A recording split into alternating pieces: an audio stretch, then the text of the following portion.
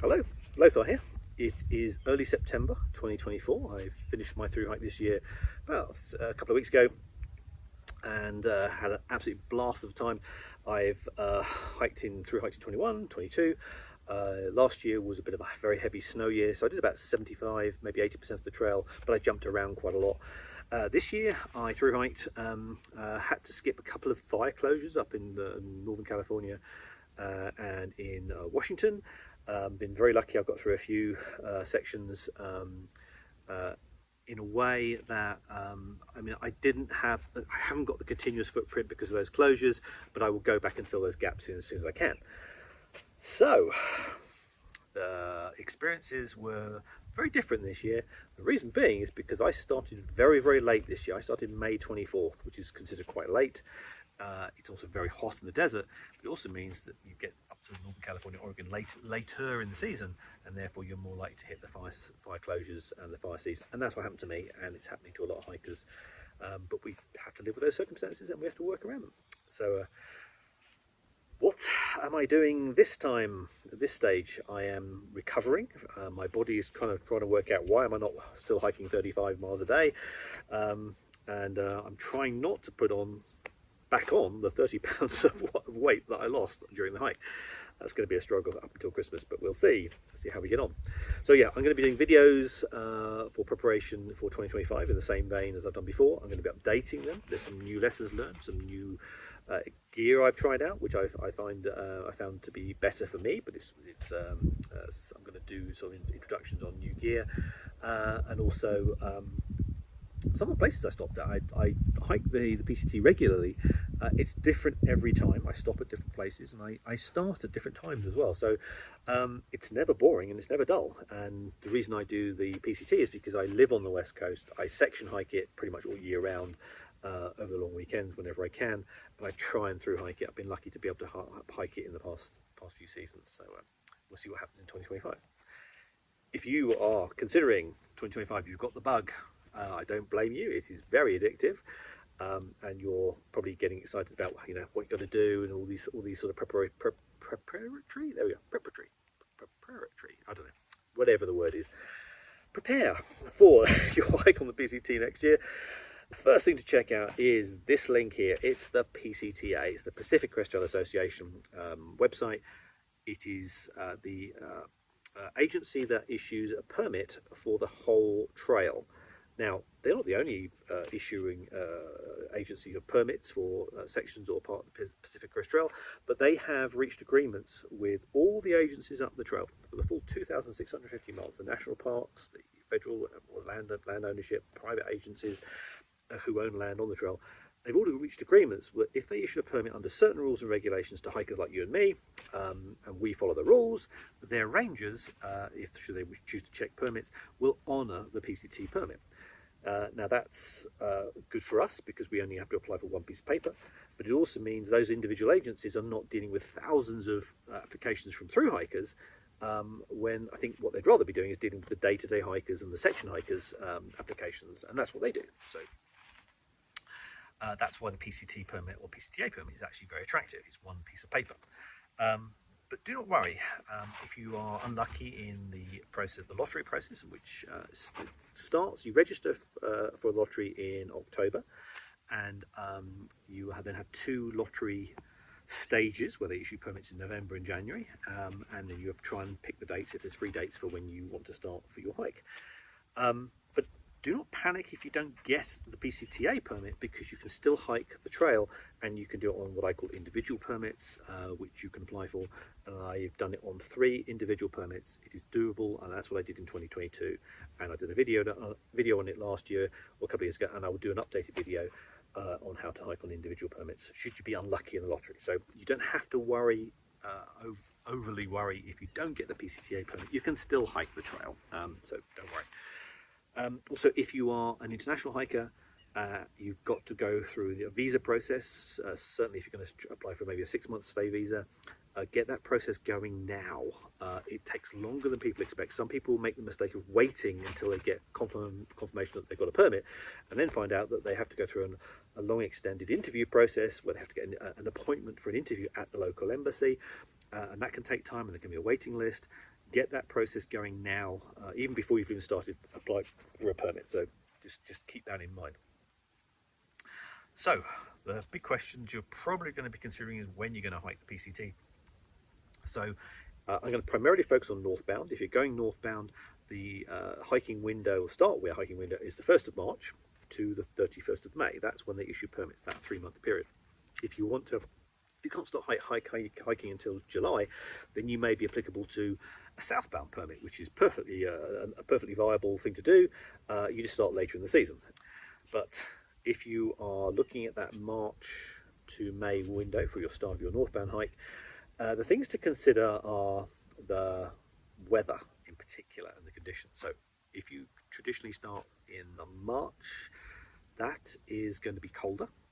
There's more likely to be snow along the trail. So as you head up, there's going to be Mount San Jacinto at mile 180, and then you've got Big Bear, then you've got Mounts Baden-Powell. These are early peaks that you've got to basically navigate over or around, depending on the snow conditions. So you've got to deal with snow and ice early on if you're going to go for a March date, certainly also in April. And it's something I would advise if you're looking to do the PCT, regardless of your start date. I would look at snow and ice skills as something you should explore. Look at videos. If you're lucky enough to be in a position to go on a snow and ice skills course, definitely grab the opportunity. And I would look at this as a life skill, a hiker life skill. Don't look at it as something that I want to shy away from. I don't want to do it. If you really have a genuine concern or fear about snow and ice, then okay, I understand. Don't do it. Look at if there's snow and ice on the trail. What you can do is you can do diverts. There's always workarounds.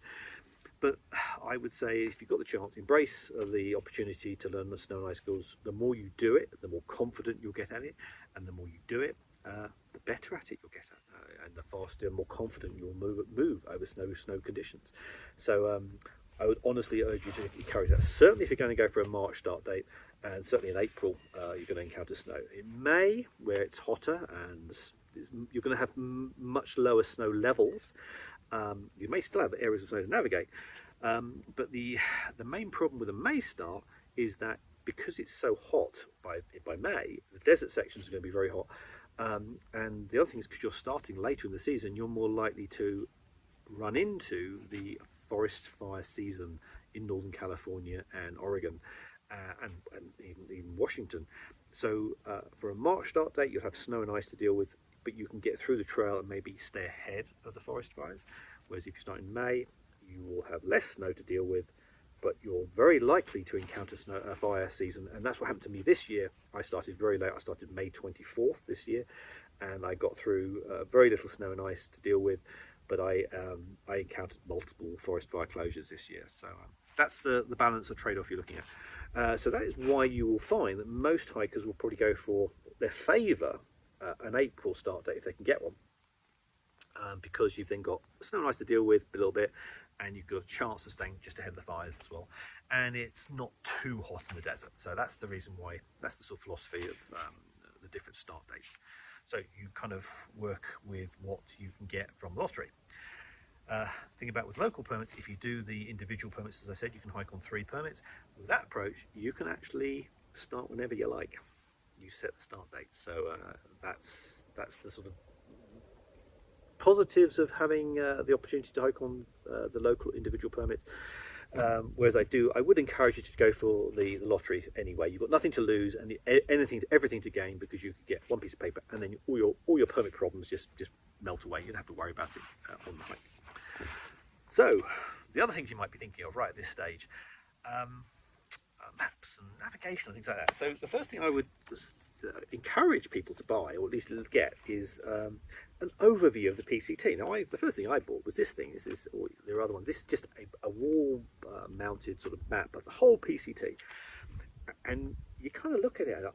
I still look at this today after hiking. I've done 3 through hikes, 4 seasons attempting through hikes, and I've sectioned hiked for the 10 years prior to that, on and off as a visitor to the US. This is great because it gives you a perspective of where the start is. Where's Campo? You'll hear that a lot. Where's Lake Morena? Where's Mount San Jacinto? Where's Baden-Powell? Where's the Sierra? The big shock I found with this is when I realised the Sierra was, I thought, once I'm through the Sierra, that's half the hike done. It's not even halfway. There's a big loop around Mount Shasta that I didn't know about. Then you can see where Crater Lake is, and you can see the relative positions of all these different famous places you're going to encounter, and it's really good. As I said, I still keep looking at this. I mark this for different points of interest. It's just a single page that I bought very early on, and I'm so glad I did. And if you're going to buy something, buy that now. That's you're not going to spend a huge amounts of money on this. The other thing to consider getting is the app called Far Out. Now, it used to be called Guttux, and people like me tend to call it Guttux, unfortunately. It's called Far Out. It's been rebranded. And it is an app that goes on your mobile phone. You can buy different maps like PCT, AT, Appalachian or CDT, but you can download the app and get the first 77 miles of the Pacific Crest Trail for free as a demo version.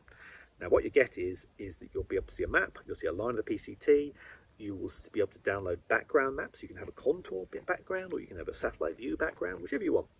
And your GPS capability of your mobile phone will then allow you to display, will allow you to show where you are relative to the trail. It also has waypoints, so like a water waypoint. All the water sources are marked, or some suggested campsites are marked, but towns and places of interest are marked. And the other benefit is it's a live tool, because you'll then get comments from hikers on trail who can say, "Oh, this water source is flowing well." So as you approach these places, you can touch the waypoint and see what the reports are. You can use this offline. You don't have to have a phone SIM. Once you've downloaded the app, you can get all the latest things, and each time you get into town, it will update all the comments when you reconnect and download the comments. It's a great tool to have. Now, there are other apps called All Trails, Gaia, Hiker Project. There's so many other apps. And I carry multiple apps, but I always default to the Far Out app as my starting point. So it's a good tool to have. Certainly would suggest you buying it, or at least investing in either the full PCT maps. Obviously, if you're committed, go for the demo first. Or you can. There's a subscribe option for these things, like these apps as well. So you can pay a subscription and have access to all the maps. But you take your choice as to how you want to use, how you want to pay for it. Now, the other tools or things you might want to consider was, I want to get a set of maps for the PCT. This is a bugbear for me, is because at the moment, these are the things that people tend to be pushing, the retailers tend to be pushing. These are booklets that cover different sections of the Pacific Crest Trail. There's a set that will cover all the way through from California, all through Oregon, and all through Washington of the PCT. The downside of these is that they are very low resolutions. There's 1 to 75,000, which is I would consider quite low. So they're good overview maps. They give you a pullback version of the trail, and you can look at good for planning. I think they're great. These are not what I would call navigation maps of sufficient resolution that I would consider as backups to tools like this. So if people say, "Oh, we should always have emergency paper maps," these are for perfectly good visibility conditions. You've got as I said, they pull back so much. They're not good for close-in navigation. So if you're trying to navigate out of a tricky situation, these are pulled out so much. You can see mountains and match them to this, but I would caution you buying the full set straight away. I would, if you're interested, maybe buy the first one. This is the 1012 Pacific Crest Trail, San Jacinto and Laguna Mountains. So this is the one you would look at from Campo, I think, up to Palm Springs. So it is a way in which you can just look at and see how you'd use the maps, and would you carry it on trail. And you may want to think, "Oh yeah, let's try it on trail." This is probably one of the most dumped items at hiker boxes early on. So I certainly caution you buying the full set. And if retailers are pushing this or advice, then they're probably making a serious amount of money out of this set. You don't need to buy the full set. Try one. If you like it and you use them, then buy the other ones. Buy them as you go. I wouldn't rush to buy these personally. What I tend to do is I tend to look at paper maps around situations like the first mountain area, like San Jacinto. So I carry a San Jacinto map. This is double the resolution of those booklets. So that means it's great for navigation. So if you are one of these people that love, orienteering, compasses and maps, I used to do it competitively at high level for its individual and team events. I love keeping my hand in with this. This is the kind of resolution, or better, you want to have for navigating, certainly with compass. Do I use the map and compass on trail? I've never used this on the Pacific Crest Trail because it is so unmarked. But I do carry this map and a small button compass if it's just as a backup. If I have a complete, absolute disaster of my gear and I lose all my maps or my phone and my electronic devices. So the idea that you might have a full set of paper maps for the PCT, it's very hard to get that because 2,650 miles of reasonable resolution maps, the whole pile of maps is probably going to be about that thick. So these are a compromise to give you an overview of the PCT, but I wouldn't consider them as sufficiently good navigational maps to get you out of trouble in bad weather or reduced visibility because they're so pulled out. In perfect weather, okay, but again, I'm not sure this is a good idea. There is something else online available called half-mile maps. Now, these are the old precursor, well, before these guys came out. Sadly, they're not maintained anymore, but you may find a PDF file version online where you can print them out and you'll get the full set of maps, and they are about that thick if you print the whole lot out. But you can print them page by page and put them in your hiker box if you like, or in your bounce box on trail. So you've got that version of paper maps, and those are good for if you're going to do map and compass. I've seen a couple of people using map and compass on trail, but I think they were just using that as just the learning experience, keeping their hand in. And part of the reason I might use a compass on trail is purely just the fun of it. You don't necessarily need to have a map and compass on the Pacific Crest Trail. The other tool to consider, but maybe not purchase right away, I would consider as an essential, is one of these devices, or a version of this device called an InReach, Garmin InReach. It's an SOS alert beacon device. So actually, if you're ever in trouble, you can press an SOS button like this and send a text. It basically sends a message via satellite. You don't need a phone network to basically alert the emergency services you're in trouble. These are there are various brands like this. This just happens to be the Garmin InReach. This is the big one. This is the Explorer Plus. You can get probably the most popular ones is about half the size, literally about that big. It's called the InReach Mini, and they do the same things that allow you to send text messages and SOS messages via satellite, and you can receive messages back. Right. The reason why I got the big one is because I hike and orienteer quite a lot, year round almost. So I'm using this all the time. I can also, with the big units and big screens, I can download maps. I can download the whole PCT on this, and I've also got the full GPS capability. So my approach to hiking, certainly on the PCT and other places, is I have full redundant maps on my phone with the GPS capability, and this is waterproof. I have full redundancy on this with full set of maps, GPS, and it's waterproof. I'm going to be really unlucky to lose both. But I also occasionally, as I said, will carry these kind of paper maps, higher resolution set of certain sections where I think if I do get in trouble, I would probably want a paper map backup. The thing to consider is which of these types of units would you get. Now, there are lots of options at the moment. There's like a ZenBivy, which is like a thing which a device stick like this, which pairs with your phone. There are Zolios, there are other versions of Garmin, and also there are mobile phones now available, like the iPhone 14, I think, and 15, which have an SOS capability built into the new phones, which actually has a satellite communication capability as well. Now, that hasn't been tested a lot in emergency situations in the same way as, say, the InReach devices, but it's certainly something to consider, and I'm sure Android, I think, either have or certainly soon will be adding that capability to their mobile phones. So if you're also in that phase where you're going to be upgrading your phone very soon, you may want to consider that as your SOS option and having your phone act as an SOS. So that's the thing you've got to consider. You've got all this. There's evolution now up until Christmas. I would probably hold off investing in the SOS device until you see how the markets. They might release a new version of the Mini. They might.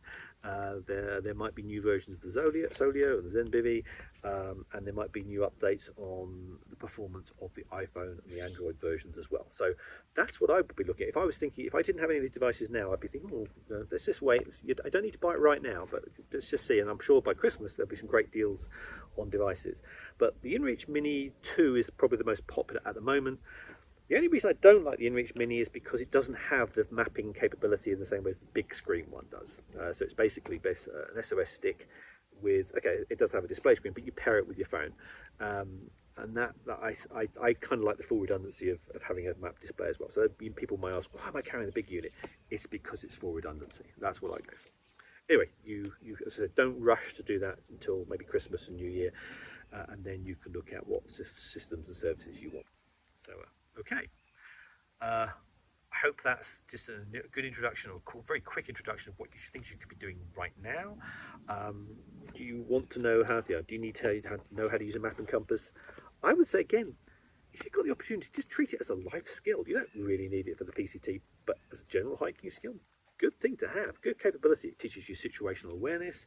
It teaches you planning your hike such that you can look at waypoints and go, right, today I'm going to be doing a climb, I should be hitting a peak, I should be descending, two waypoints, and certain, you can maybe check the bearings of peaks if you like. It's fun, but it's not essential for the PCT. So something to consider. You've got quite a few months before you've got to really start thinking about the PCT. Yeah, things to explore. That's part of the fun. The other thing I would say at this stage is actually start planning a few what I would call shakedown hikes. Now, do a shakedown hike on just your footwear. So obviously take a day pack or something, but the thing you really want to nail early on is getting suitable footwear for your through hike. Now, I settled on ultra lone peak shoes. There are lots of Topos, there are Hokers, there are Hoka Speedgoats. There are lots of brands out there.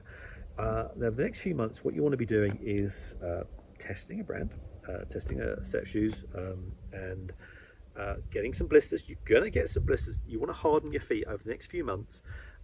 Try some hiking gear like shorts or trousers that you're potentially going to be using on the PCT. And again, learn a bit about, is it rubbing? Do I look at chafing points? The reason I say that is because if you can harden up your feet before Christmas and early New Year, and just keep it going as you go through, testing your gear, then you're going to be pretty much spot on ready to hike almost from day one.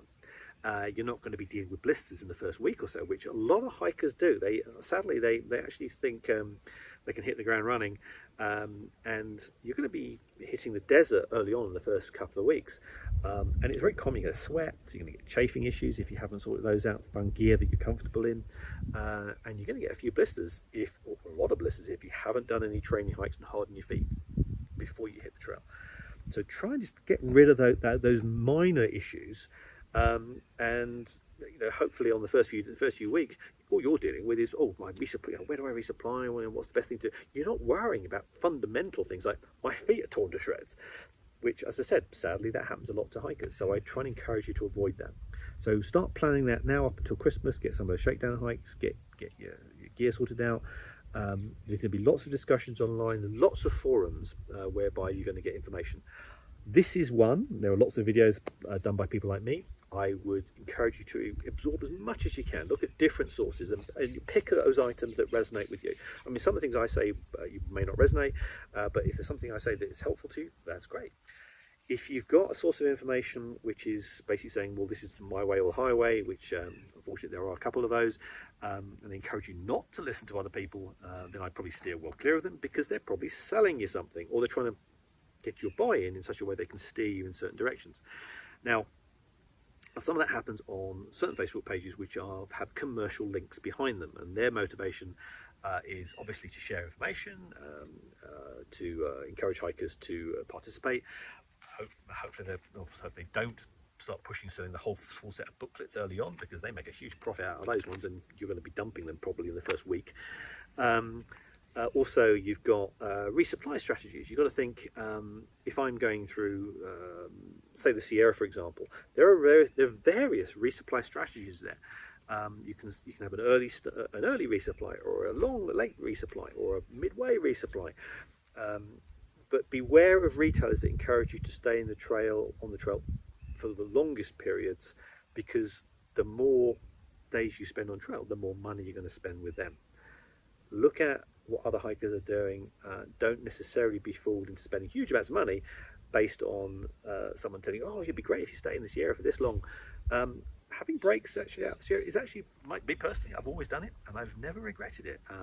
There are certain resorts along the trail I would be wary of, partly because their location is that means that they have to funnel in lots of gear, like VVR, for example, is one of the remotest places on trail. It's a resort.